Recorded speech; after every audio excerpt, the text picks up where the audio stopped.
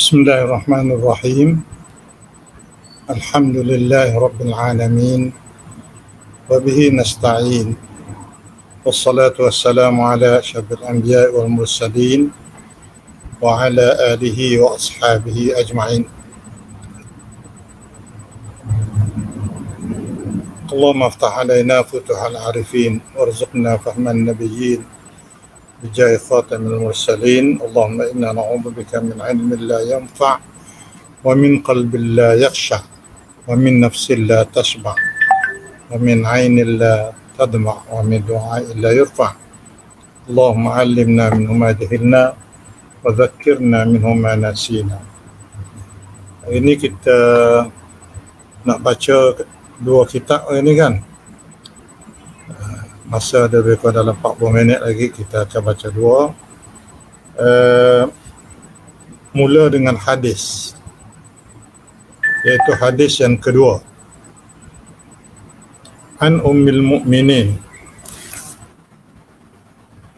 Ummi Abdillah Aisyah radhiyallahu anha qalat qala Rasulullah sallallahu alaihi wasallam يغزو جيش الكعبة فإذا كانوا ببيداء من الأرض يخسف بأولهم وآخرهم. قالت قلت يا رسول الله كيف يخسف بأولهم وآخرهم وفيهم أسواقهم ومن ليس منهم؟ قال يخسف بأولهم وآخرهم ثم يبعثون على نياتهم. Maksud hadis daripada Ummul Mukminin Ummu Abdillah Aisyah radhiyallahu anha katanya, Rasulullah sallallahu alaihi wasallam bersabda, sepasukan tentera akan menyerang Kaabah, ataupun sepasukan angkatan tentera yang menyerang Kaabah apabila mereka berada di suatu kawasan lapang. Tiba-tiba mereka dibinasakan seluruhnya. Sayyidatina Aisyah berkata, aku berkata, yang bertanya kepada Rasulullah sallallahu alaihi wasallam, wahai Rasulullah, mengapa mereka dibinasakan seluruhnya? Padahal ada di antara mereka orang yang berjual beli dan orang yang bukan daripada tentera itu. Rasulullah menjawab, ya, mereka dibinasakan seluruhnya, kemudian mereka dibangkitkan pada hari kiamat menurut niat masing-masing.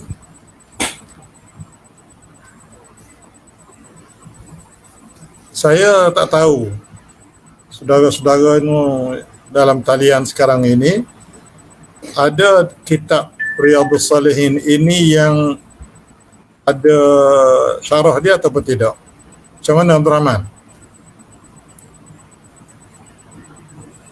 Abdul Rahman?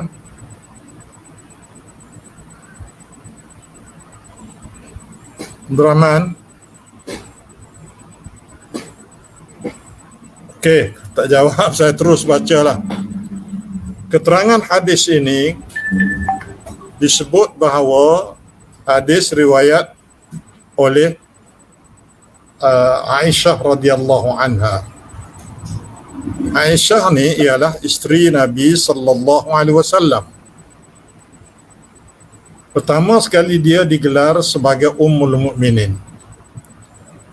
Ummul Mukminin ni adalah ibu kepada seluruh orang beriman. Semua isteri Nabi sallallahu alaihi wasallam semuanya digelarkan sebagai Ummul Mukminin ataupun diberi nama timangan. Nama timangan, bukan timbangan, timangan dia tak? Betul tak? Nama timangannya sebagai Ummu Al-Mu'minin. ibu kepada seluruh orang yang beriman. Maka sebab itu apabila wafat Rasulullah sallallahu alaihi wasallam, mana-mana isteri yang ditinggalkan oleh baginda sallallahu alaihi wasallam tidak halal untuk dikahwinkan dengan mana-mana orang, sama ada di kalangan para sahabat, para tabi'in atau siapa juga, kerana isteri Nabi sudah menjadi ibu ataupun mak kepada mereka. Satu. Yang kedua disebut mengenai dengan Ummi Abdillah, mak kepada Abdullah. Sedangkan Aisyah tak ada anak. Rasulullah sallallahu alaihi wasallam kahwin, hanya dapat anak menerusi isterinya Khadijah dan Maria Al-Qibtiyah, daripada seorang gundik daripada Mesir. Itu saja yang dapat anak. Ataupun adapun dengan Aisyah, dia tak dapat anak, tapi dipanggil sebagai Ummi Abdillah, seolah-olah anak kepada Rasulullah ataupun pada Aisyah itu ada seorang anak bernama Abdullah, maka dipanggil Ummu Abdillah. Ummu Abdillah ni ialah kunyah, disebut sebagai kunyah, iaitu nama timbangan. Kalau kita kat makcik, kalau kita juga dan sebagainya. Adapun satu lagi orang Arab dia panggil laqab. Laqab ni ialah gelaran. Gelarannya seumpama Al-Haddad. Kalau kita semacam tukang besi, tuk nyadak, itu di antara contoh yang menjadi gelaran ataupun laqab. Nama kunyah ini ialah nama timbangan.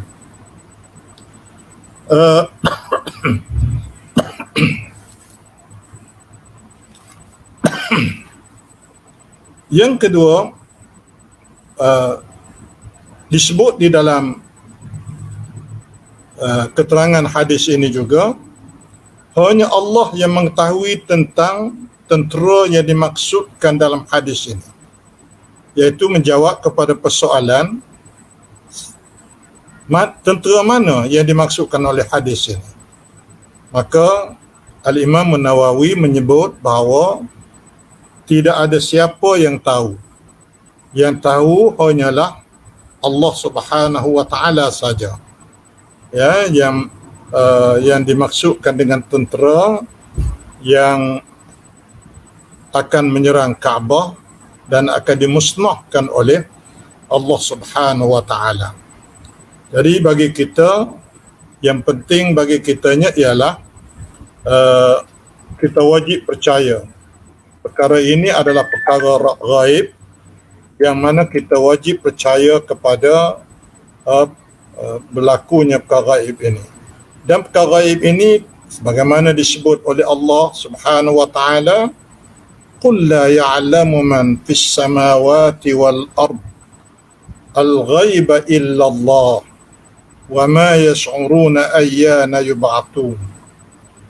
Katakan wahai Muhammad, tidak ada sesiapa pun yang tahu, sama ada dia duduk di langit ataupun duduk di bumi. Penduduk langit pun tak tahu, penduduk bumi pun tak tahu. Tak tahu apa? Tak tahu al-ghaib. Tak tahu benda ghaib melainkan Allah Subhanahu wa taala. Dan percaya kepada perkara gaib ini adalah bahagian daripada tanda iman dan tanda taqwa kepada Allah Subhanahu wa taala.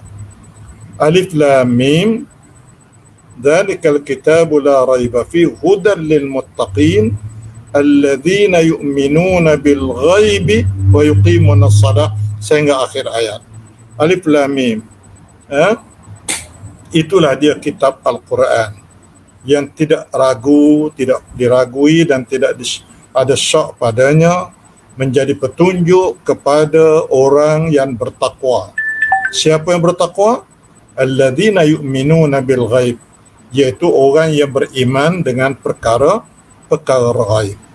Perkara gaib ni banyak, banyak. Hari akhirat perkara gaib, qada dan qadar Allah Ta'ala juga ghaib, malaikat adalah ghaib, apa lagi, siratal mustaqim, mizan, semuanya perkara ghaib. Maka ini merupakan salah satu daripada juzuk yang wajib salah satu daripada juzuk rukun iman yang wajib dipercayai, yang wajib diimani oleh kita. Maka begitu jugalah berita yang disampaikan oleh Rasulullah bahawa satu tentera akan menyerang Kaabah, tiba-tiba sampai di suatu kawasan lapang, dia dibinasakan oleh Allah. Rasulullah tak sebut tentera mana, bila masa akan berlaku, tapi Rasulullah diwahyukan oleh Allah Ta'ala tentang berita ini tanpa dimaklumkan kepada baginda tentang waktu, masa, tempat dan sebagainya. Sedangkan Rasulullah dia diwahyukan oleh Allah, dan baginda sallallahu alaihi wasallam ma yantiqu 'anil hawa in huwa illa wahyun yuha. Rasulullah tidak bercakap ikut nafsu, tapi dia bercakap adalah mengikut wahyu yang diwahyukan oleh Allah Subhanahu wa taala. Kemudian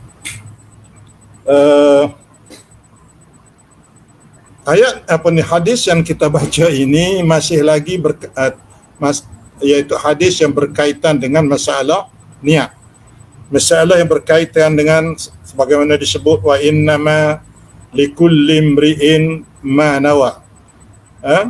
Sebagaimana hadis yang kita baca minggu lepas ataupun 2 minggu lalu, di mana innamal a'malu binniyat wa innama likulli imri'in ma nawa.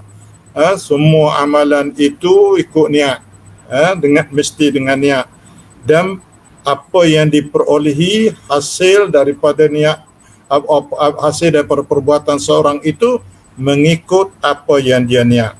Di mana hadis itu menceritakan bahawa tentang hukum syara', iaitulah habuan yang diperolehi oleh orang yang beramal daripada amalan dia terhenti atau tergantung kepada niatnya.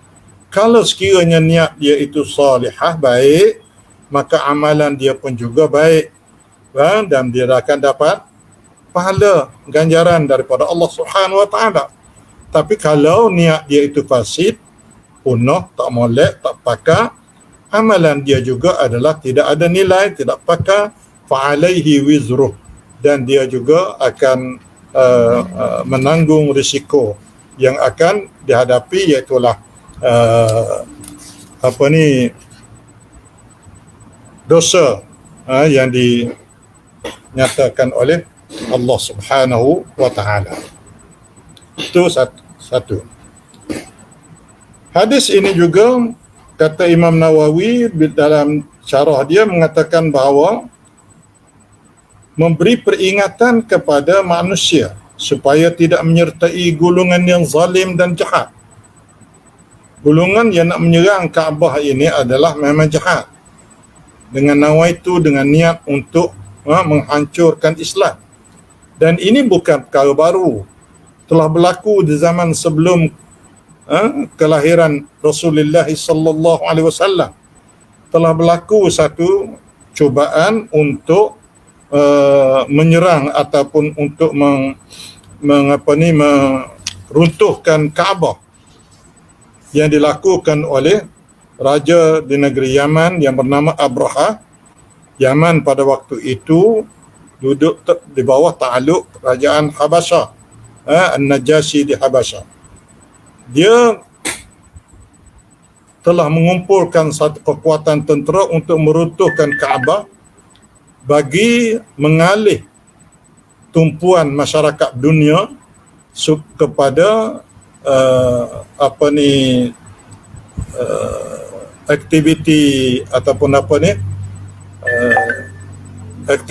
aktiviti pelancongan, bukan lagi tertumpu kepada Kaabah. Bagi dia, orang pergi haji, buat umrah, pergi tawaf Kaabah itu sebagai satu pelancongan.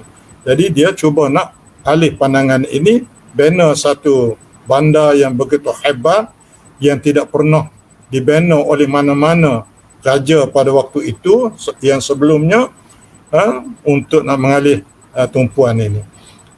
Lalu dia pimpin satu pasukan tentera bergajah dan sebelum dia serang, dia hantar utusan untuk berunding dengan ketua pemimpin negeri Mekah pada waktu itu yang dipimpin oleh Abdul Muttalib, iaitu datuk kepada Rasulullah sallallahu alaihi wasallam. Lalu Abdul Muttalib pergi menghadap Raja Abraha, pergi berunding dengan menyatakan hajati an yarudda alayya al-malik mi'atai ba'irin asabaha li. Saya datang ni nak minta tuanku pulangkan balik 200 ekor unta saya yang telah tuanku ambil. Dirapas tentera 2 ekor unta. Jadi raja ini terus menjawab, dia kata atukallimuni fi mi'atai ba'ir asabtuha laka wa tatruku baitan huwa dinuka wa dinu abaik. Mari nak minta 200 ekor unta sahaja, tapi mu tak bincang dengan aku mengenai dengan rumah ataupun Kaabah yang menjadi pusat ataupun menjadi tumpuan pada agama kamu, asas kepada agama kamu dan agama tok nenek kamu. Yang aku mari ni tujuan nak puntuh. Benda ni la tukallimuni fi, mu tak bincang pun perkara ni, mu bincang hak unta. Itu yang disebut oleh Abraha, jawapan kepada tuntutan yang dibuat oleh Abdul Muttalib. Lalu jawab Abdul Muttalib, dia kata inni ana rabbul ibil wa anna lil baiti rabban sayamna'u. Saya ni tuan punya unta, dan bait ataupun Kaabah itu ada tuan dia dan tuan dialah yang akan menghalang.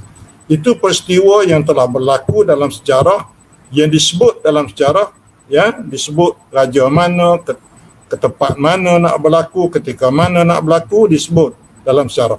Tapi hadis ini tidak disebut, tidak dinyatakan bila nak berlaku dan di mana tempatnya.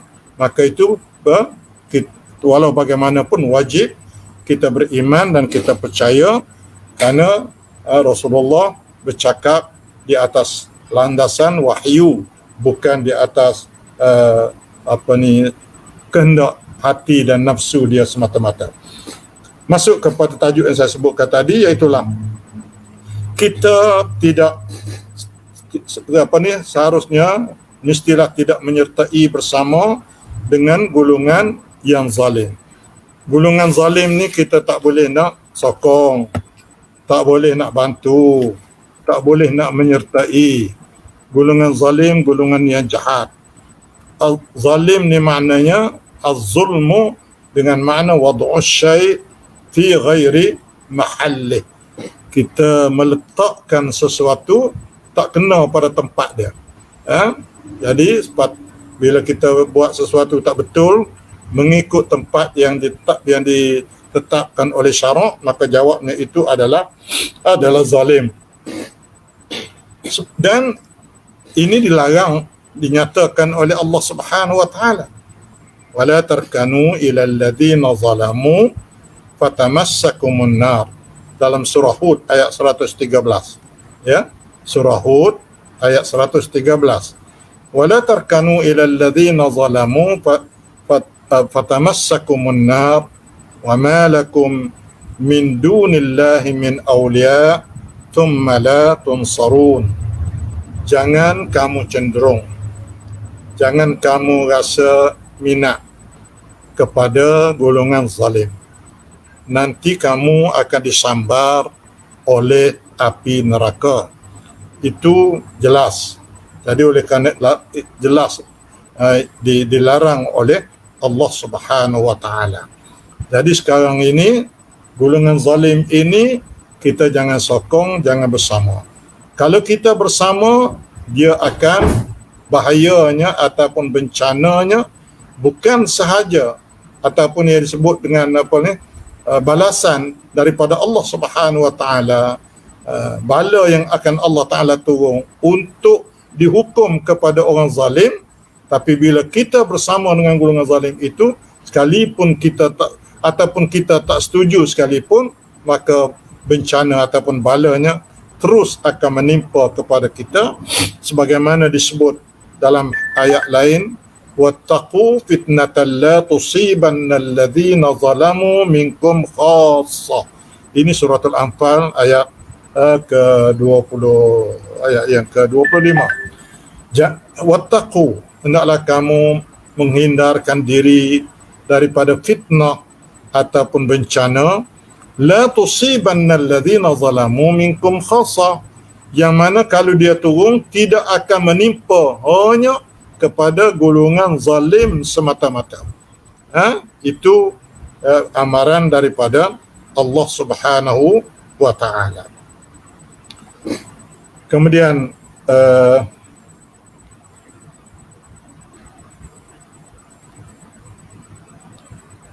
apa yang dikabarkan dalam okey, selesai tu.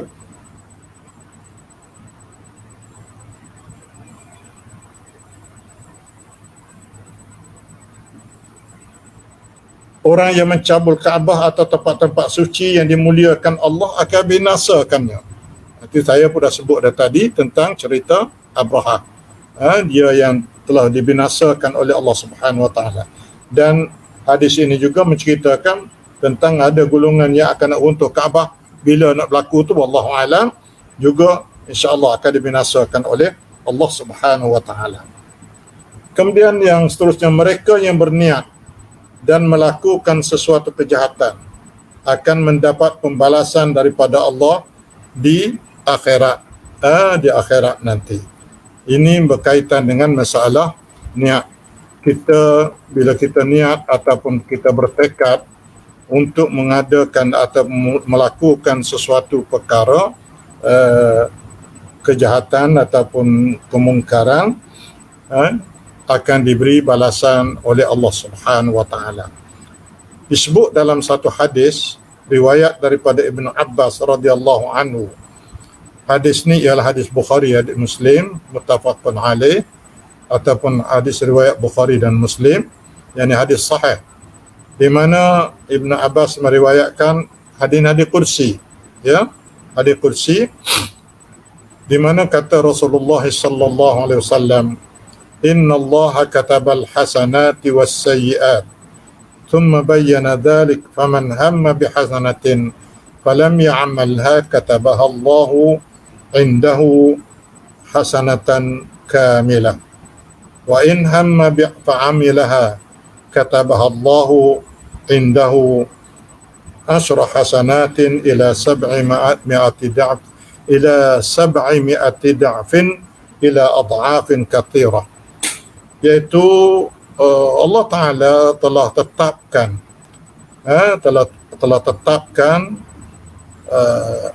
kebaikan, dan Allah Ta'ala telah tulis hasanat, kebaikan dan juga kejahatan. Lalu Rasulullah menceritakan ataupun menjelaskan maksud ayat tadi.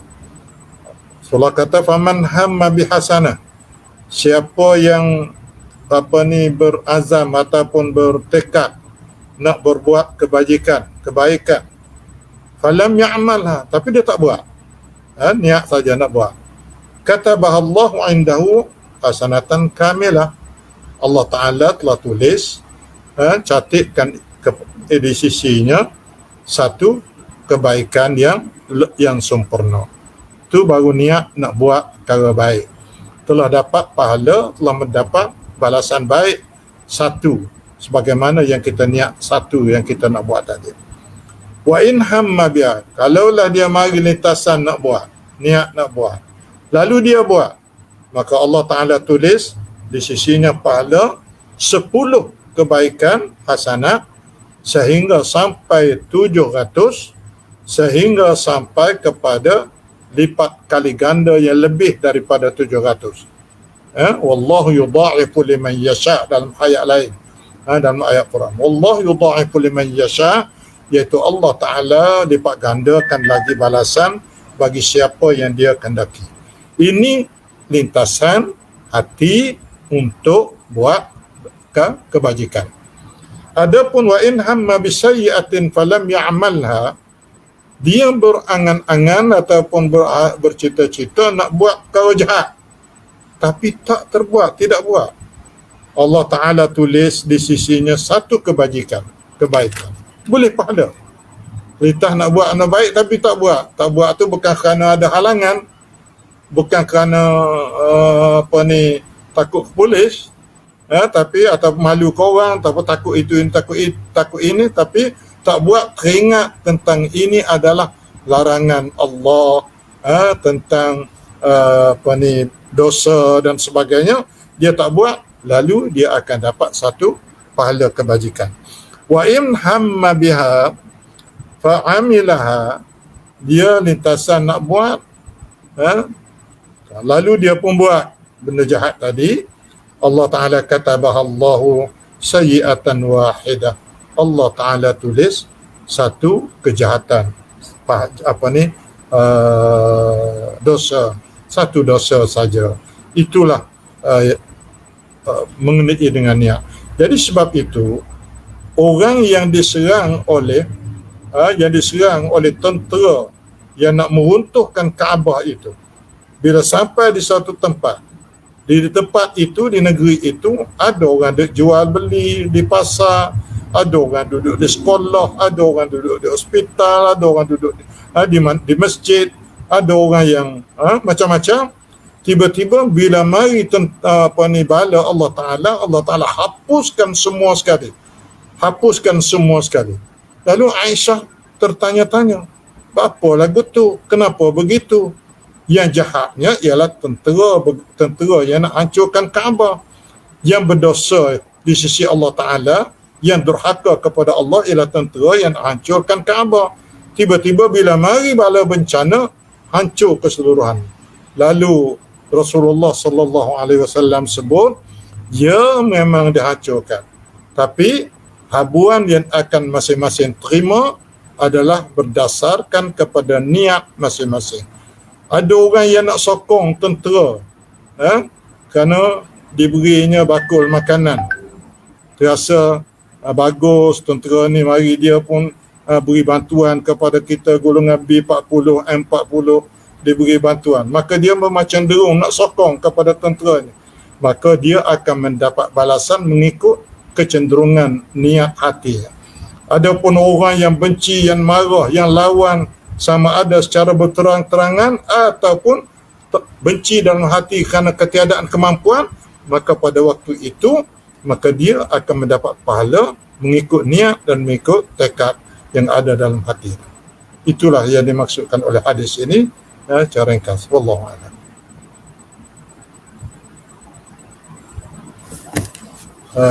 Kita pergi kepada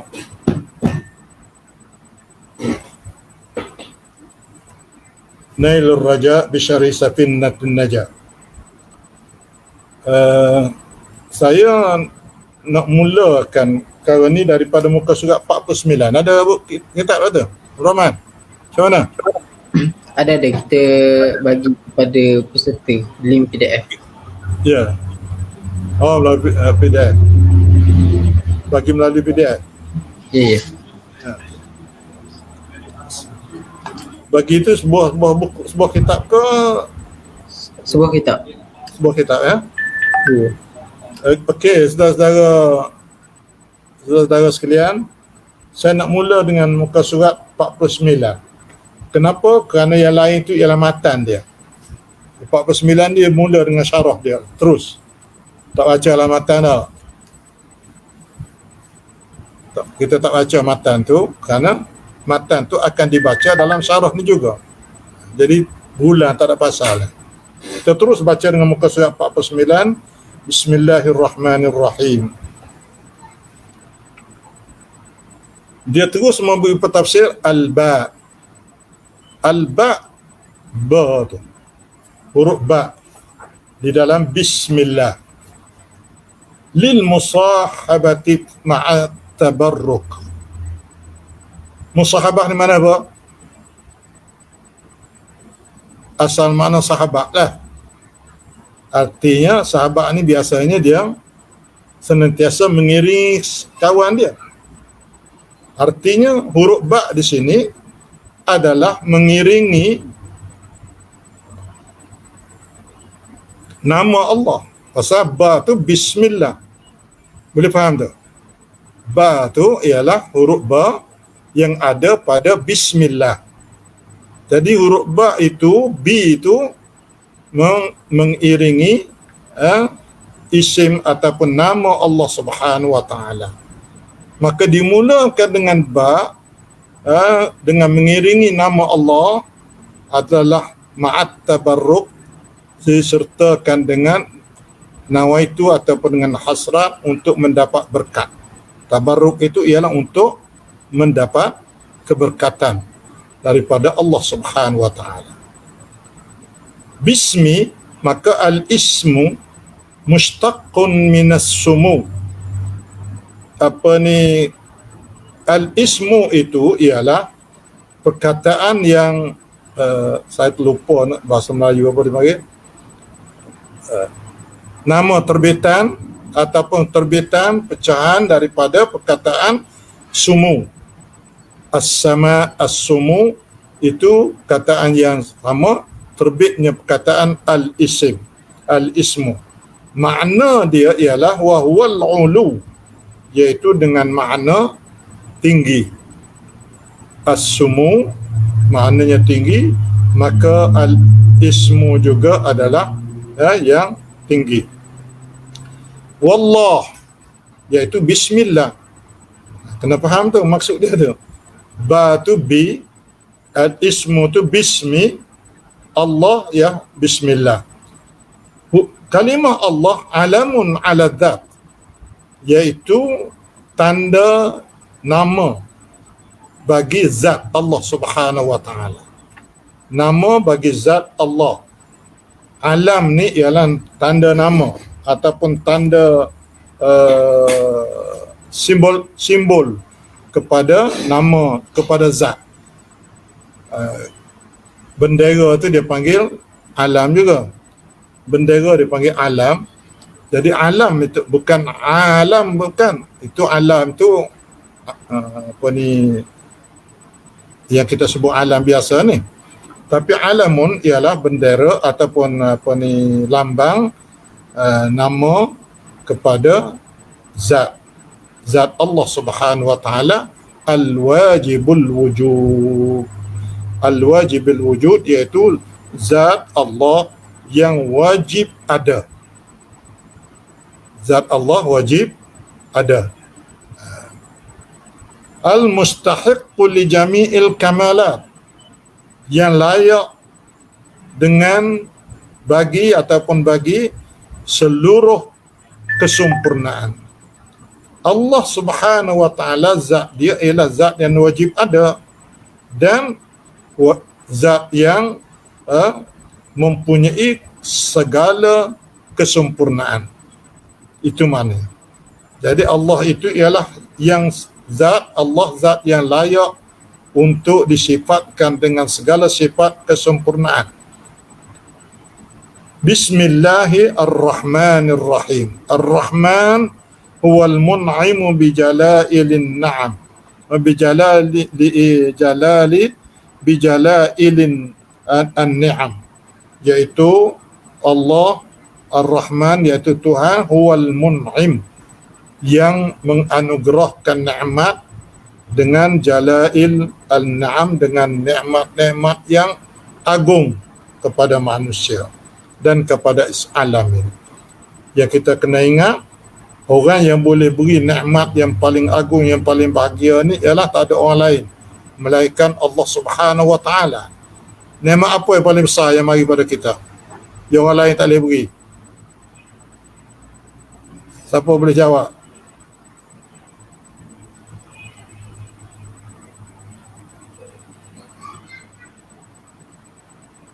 Tak ada orang jawab. Nikmat apa paling besar? Nyawa. Siapa boleh beri nyawa? Ada. Yang kedua, hidayah. Beri iman ni. Beri iman, beri hidayah ni tak ada orang lain boleh beri. Hatta Nabi SAW, innaka la tahdi man ahbabta, walakin Allah yahdi man yasha. Kamu wahai Muhammad tak boleh beri hidayah kepada siapa yang kamu nak beri. Tapi Allah Ta'ala sajalah yang boleh beri hidayah kepada siapa yang dia kehendaki. Sebab itu kita bila menjalankan dakwah, orang tak terima, orang tak tak percaya, orang jebeh ke, orang maki ke, orang tolak ke, jangan menganggap bahawa kita gagal. Kerana bukan kita yang beri hidayah, kita hanya menyampaikan. Wa ma 'alaika illa al-balagh. Nabi sendiri pun Allah Taala kata, wa ma 'alaika illa al-balagh. Tak ada tugasmu melainkan menyampaikan saja. Orang terima tak terima bukan kerja kamu. Sebab itu Nabi Nuh alaihi salam dia menyampaikan dakwah kepada manusia 950 tahun, 1000 melainkan 50 tahun. Berapa orang beriman? Sekitar 80 orang. Ada kita nak katakan Nabi gagal, Nabi tak pandai menjalankan dakwah? Macam mana tak pandai? Macam mana tak cerdik Nabi? Nabi salah satu daripada sifat dia ialah sifat sidik, iaitu sifat fatanah. Sifat fatanah ni sifat cerdik. Seorang yang cerdik, yang tidak ada bandingan dengan manusia lain pada kecerdikannya, tiba-tiba dia ditentang oleh kaum dan dia tidak ditolak oleh ditolak ideologi dan juga ajaran dakwah yang dibawa, maka itu bukan menunjukkan bahawa ianya gagal, kerana yang memberi hidayah, petunjuk ialah Allah Subhanahu wa taala. Jadi sekarang ni yang Ar-Rahman, Tuhan yang Maha Penyayang, dialah yang memberi, Maha Pengasih Maha Pengasih, dialah yang memberi Al-Mun'im, yang menganugerahkan Jalailin ni'am, nikmat yang agung, yang besar. Dan Ar-Rahim huwal mun'imu bidaqaiqiha. Sifat Ar-Rahim yang Maha mengasihani ialah Tuhan yang anugerahkan nikmat bidaqaiqiha. Daqaiq ni mana yang paling teliti, paling halus, paling apa lagi? Paling tepat. Daqaiq ni, daqiq maknanya halus, dengan cara yang halusi. Itu makna daqaiq. Jadi kesimpulannya, makna kepada bismillah ialah bimusahabati bismillahirrahmanirrahim wa alifu kitabi hadha mutabarrikan, iaitu dengan iringan nama Allah yang bersifat dengan Ar-Rahman dan Ar-Rahim, maka hamba mengarang ataupun menyusun kitab ini demi untuk mendapat berkat. Mutabarrikan, demi untuk mendapat berkat. Boleh faham? Itu baca bismillah baru. Sekarang ni nak tafsir dari sudut nak jelaskan dari sudut kandungan kitab, tak apa lagi kandungan kitab ni, muqaddimah kepada kitab baru. Okey. Wa qad iftataha al-muallifu kitabahu bil basmalah. Pengarang ataupun penyusun telah membuka penulisannya dengan dimulai dengan basmalah, iaitu dengan bismillahirrahmanirrahim. Bapa begitu? Liliqtida bil Quranil aziz. Matlamat dianya ialah sebagai mengikut ataupun mencontohi Quranul Karim. Quran semua surah dimulakan dengan bismillah. Dari segi dalam mushaf lah.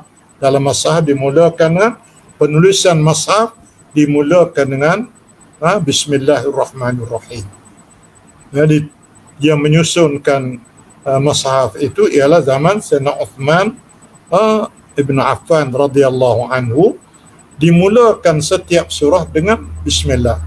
Waktu turun Al-Quran, dia tidak turun mengikut surah demi surah, dia turun ayat yang berbeza-beza dan mutafarriqan, iaitu yang tidak tersusun mengikut surah sebagaimana yang ada sekarang ini.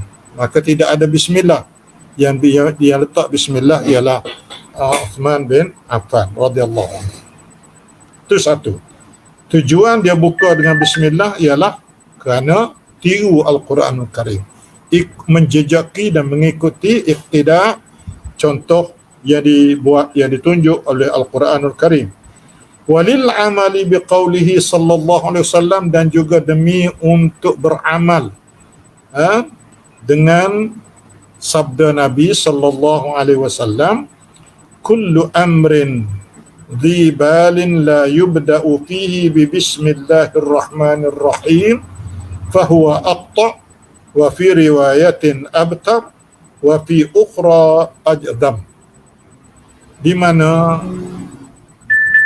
tujuan mula dengan bismillah ialah kerana beramal sebagaimana yang ditunjuk oleh Nabi sallallahu alaihi wasallam, yang mana Nabi telah menyebut kullu amrin dhibalin, setiap urusan yang ada nilai di sisi syarak. Saya terjemah gitulah. Dhibalin ini ialah ada nilai di sisi syarak. Dhi itu dengan makna mempunyai, balin tu hati. Artinya ada sentuhan hati. Semua urusan yang ada sentuhan mengenai dengan hati, keyakinan, keimanan, la yubda' fihi bi bismillahirrahmanirrahim fahuwa aqta', yang tidak dimulakan dengan lafaz bismillah, maka amalan itu ataupun urusan itu urusan yang putus, aqta'. Dan dalam riwayat lain abtar, iaitulah cacat, putus, iaitu aqta' ni cacat dan abtar ni putus. Dan dalam riwayat lain ajzam ni penyakit sopak. Sopak ke apa tu? Yang macam penyakit orang baik tu. Sekejap lagi kita jumpa maksud dia. Wa ma'na dhibalin sahibu halin yuhtammu bihi syar'an. Dhibalin ini makna dianya yang mempunyai kedudukan. Hal tu kedudukan, ada kedudukan. Amalan itu amalan yang ada nilai, nilai apa? Nilai sosial, nilai syarak. Itu ada nilai. Nilai mana? Nilai yuhtammu bihi syar'an, yang ada nilai dari sudut kepentingan syarak. Pada syarak benda tu ada nilai. Jadi semua amalan yang kalau pada syarak ada nilai, hendaklah dimulakan dengan bismillahirrahmanirrahim. Seumpama kata li fil kutubit nafi'ah, seumpama kita karang kitab yang bermanfaat, maka ataupun kita buat apa-apa saja, nak buat rumah ke, nak buat apa saja yang ada nilai dari segi syarak, maka boleh hendaklah dimulakan dengan bismillahirrahmanirrahim. Makna al-aqta', yang amalan yang tidak nilai dengan bismillah, makna dianya ialah al-aqta' maqtu'ul yad awul yadain, ialah kudung. Maqtu'ul yad awul yadain iaitu yang kudung, sama ada sebelah tangan ataupun kedua-dua belah tangan. Mana amalan yang tidak dimulakan dengan bismillah, maka kudung. Kudung apa? Kudung pahala. Kudung pahala. Maknanya habis takat amalan tu lah. Pahalanya tidak wujud. Yang kedua, al-abtar, maqtu'ud dzam maqtu'ud dzanab. Al-abtar ni mana maqtu'ud dzanab, bukan az-zambi tu az-zanab. Zanab ni mana ekor. Ya, ekor ya. Az-zanab dengan makna ekor. Dia artinya putus juga, bukan kudung tangan tu tak, tapi ialah putus ekor, iaitu kudung ekor. Orang panggil apa kudung ekor? Ada istilah dia tu, saya tak dapat nak teka. Yang ketiganya disebut dalam hadis juga ialah al-ajzam. Al-ajzam. Al-ajzam ini al-musabu bida'il judam, iaitu orang yang terkena penyakit judam. Sopak ke apa dia panggil ni? Bukan sopak ni hak bala tu dah, putih tu. Sakit apa dia panggil? Dia ada jelas itu. Dia itu illatun, iaitu penyakit yahmarru minhal adu, iaitu dia akan jadi merah, tubuh badan kita ni jadi merah. Merah, jadi macam pecah darah gitu. Summa yuswaddu. Kemudian dia bertukar jadi hitam. Mudah sangatnya kalau kita tengok orang nyakit kecil manis. Mula-mula tu dia berkuat merah, lepas tu jadi hitam. Lepas itu summa yatashaqqaqu summa yatanathar. Lepas tu dia akan pecah. Dia akan pecah, kemudian yatanathar, iaitu apa dia panggil? Gugur lah. Pecah, pada tu jadi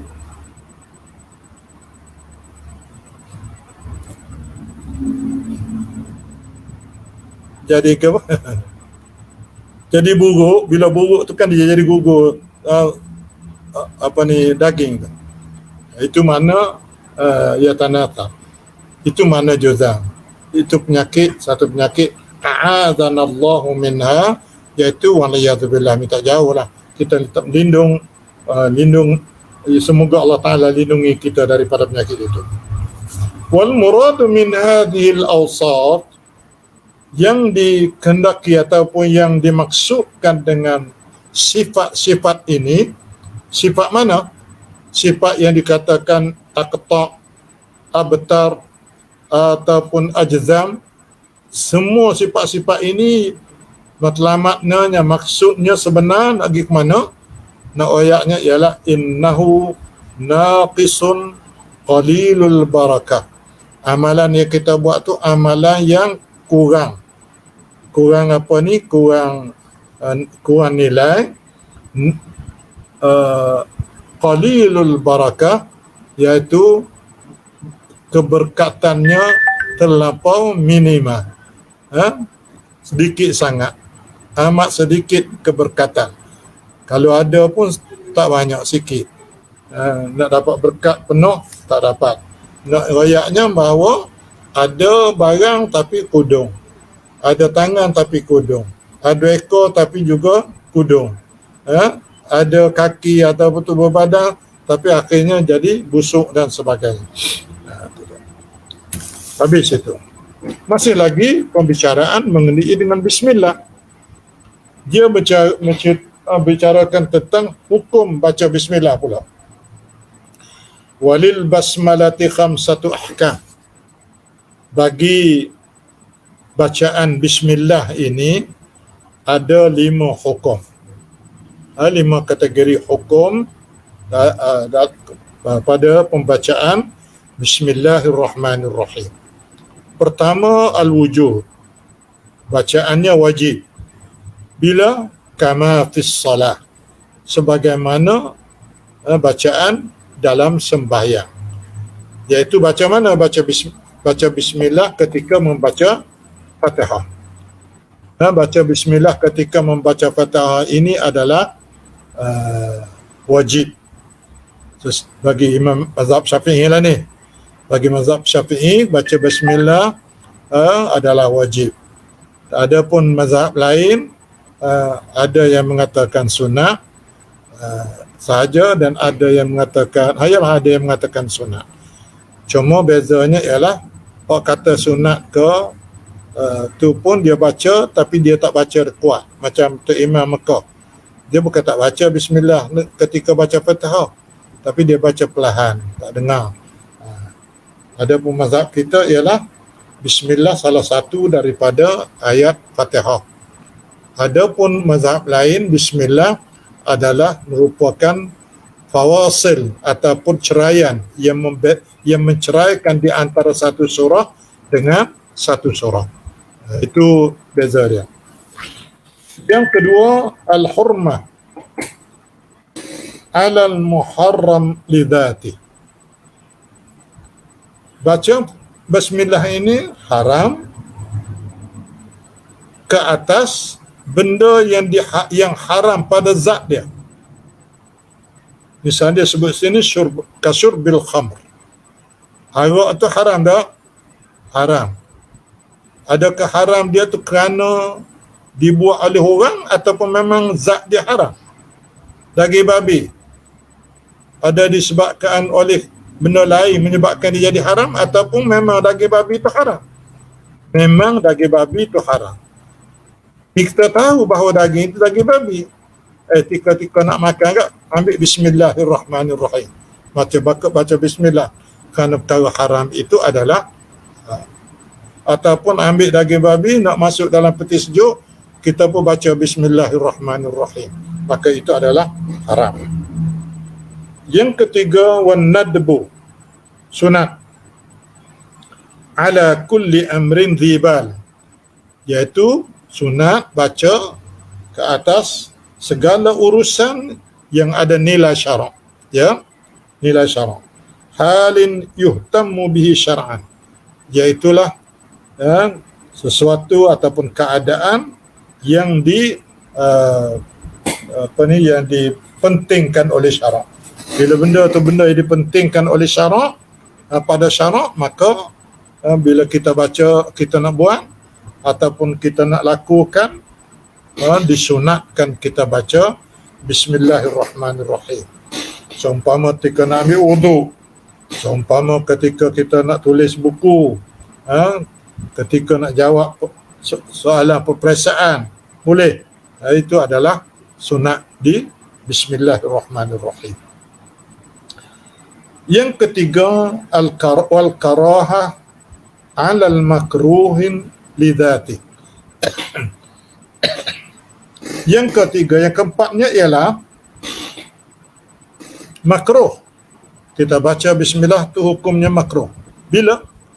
Iaitu ketika nak buat sesuatu yang makruh pada zat dia. Mana makruh pada zat dia? Ya.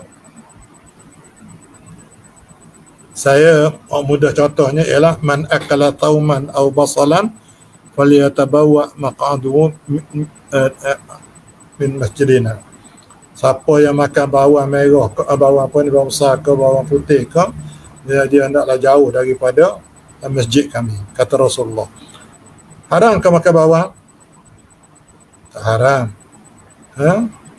Harus ke? Harus, tapi makruh. Dia makruh, bukan haram. Makruh. Makruh ni bagi orang yang nak pergi ke masjid. Begitu juga ada orang hukum isap rokok haram, ada orang hukum makruh.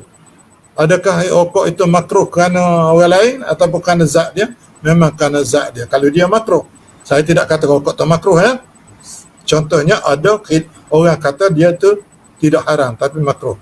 Maka kita nak isap rokok, kita pun cucuh bismillahirrahmanirrahim, jawabnya adalah makruh. Yang kelima ialah al-ibahah alal mubahat allati la syarafa fiha kanaqli mata'in min makanin ila akhar. Yang kelima ialah harus kita baca bismillah kerana nak berbuat sesuatu perkara yang harus, yang mubah juga, allati la syarafa fiha, yang tidak ada nilai sosial padanya. Syaraf ni tak ada kemuliaan, benda tak ada. Kalau kita buat apa orang tak puji mana, tidak naik nama langit sangat, kita tak buat apa tak ada masalah, maka kita tak baca, kita baca bismillah ketika kita buat adalah harus, seperti kanak limata'in, min makanin ila makan, seolah kita pindah satu barang daripada satu tempat ke satu tempat. Nak akak barang nak pindah tu, boleh baca bismillah ke tak? Boleh, harus. Kalau tak baca, kalau baca pun tak dapat apa ni, tidak tak baca pun tak berdosa. Dan kalau baca dengan niat apa ni tabarruk, maka adalah pahala tu, tapi hukumnya harus. Ya, itu dia. Itu muqaddimah baru bismillahirrahmanirrahim. Tak masuk lagi kitab. Sekarang masih dalam muqaddimah lagi ni. Masa 10 lebih dah. Okey.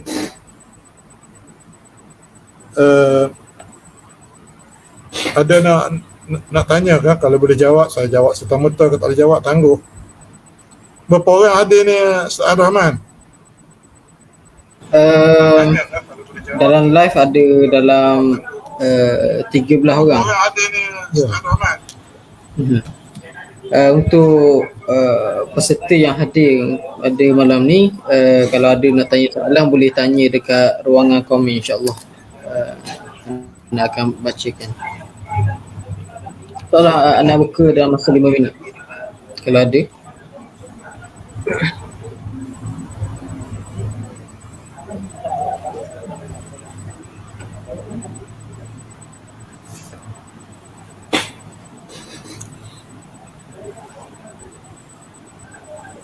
Okey, kalau tak ada, saya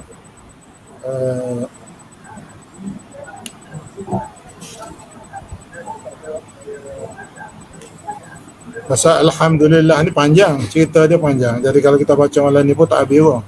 Jadi kita tangguh pada minggu depan lah. 2 minggu daripada sekarang lah. Cuma tadi kenapa teknikal macam mana sikit? Terkenal dia?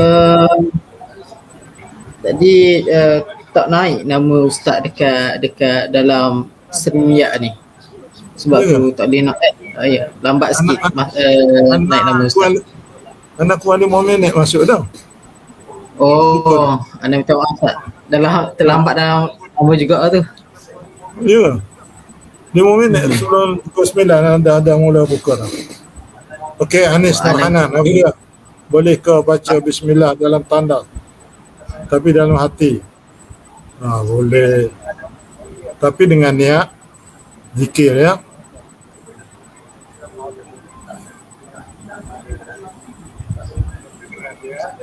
Tapi bukan untuk nak buang air. Tapi nak masuk dalam tanda ni kita kena baca ke apa? Doa minta jauh daripada perkara keburukan. Bukan baca bismillah. Jadi benda ni jadi bawa kepada makruh ni baca bismillah ni. Baca doa yang disebutnya, yang diwaridnya ialah kita baca doa minta jauh, Allahumma apa ni, a'udzubika minal khubuthi wal khaba'ith kan. Yang warid yang disunatkan kita baca, bukannya baca bismillah. Okey, Anis.